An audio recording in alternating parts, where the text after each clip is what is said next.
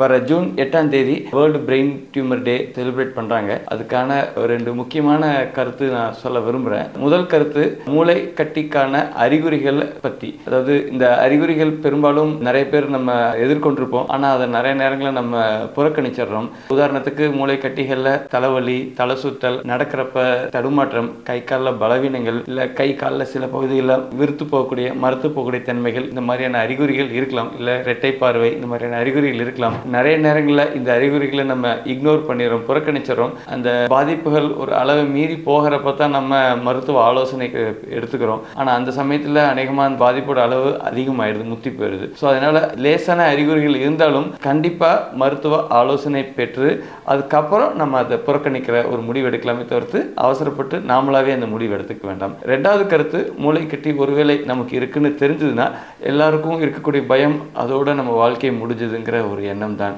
இது சராசரியாக நடைமுறையில் எல்லாரும் பார்க்குறாங்க. காரணம் அந்த மாதிரியான ஒரு பயம் இருந்துட்டு இருக்குது. இப்போ இருக்கிற டெக்னாலஜியில் அநேகமாக நீங்களும் நிறையா மீடியாவில் பார்த்துருப்பீங்க.